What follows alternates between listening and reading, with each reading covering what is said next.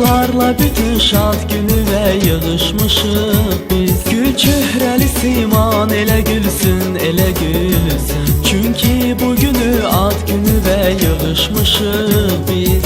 Təbriklər edirik səmimi qəlbdən.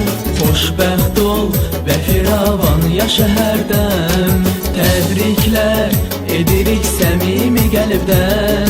Xoşbəxt ol və firavan yaşa hərdən. Həm dövlətə mi varsan, məclisdə səbəbkarsan. Hər kim ki sənə yardır, sən də o kəsə yarsan. Həm dövlətə mi varsan, məclisdə səbəbkarsan. Hər kim ki sənə yardır, sən də o kəsə yarsan.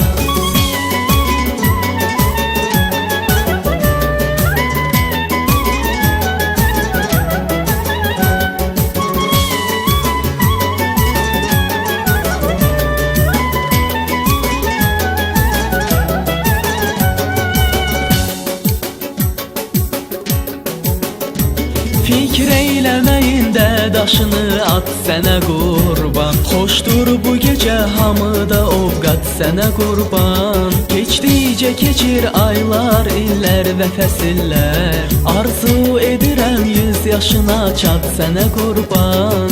Təbriklər edirik səmimi qəlbdən. Xoşbəxt ol və firavan yaşa hərdən. Təbriklər edirik səmimi qəlbdən.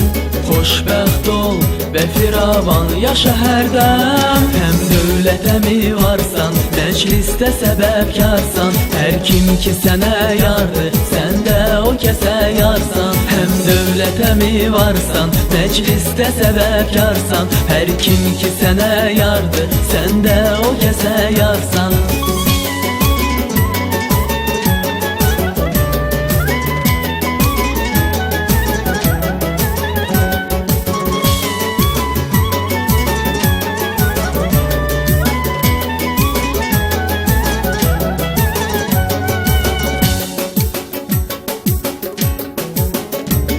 Hər kəs eləyirsə bir arzu kam sənin üçün. Gəldikcə gəlir hədiyyələr tam sənin üçün. Dünyada olan xoş və şirin arzular ilə mən də edim bu nəğməmi ənam sənin üçün.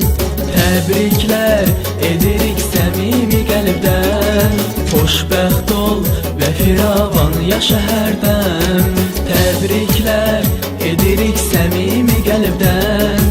Xoşbəxt ol və firavan yaşa hərdən. Həm dövlətə mi varsan, məclisdə səbəbkarsan. Hər kim ki sənə yardır, sən də o kəsə yarsan. Həm dövlətə mi varsan, məclisdə səbəbkarsan. Hər kim ki sənə yardır, sən də o kəsə yarsan. Həm dövlətə mi varsan, məclisdə səbəbkarsan. Hər kim ki sənə yardır, sən də o kəsə yarsan. Həm dövlətə mi varsan, məclisdə səbəbkarsan. Hər kim ki sənə yardır, sən də o kəsə yarsan.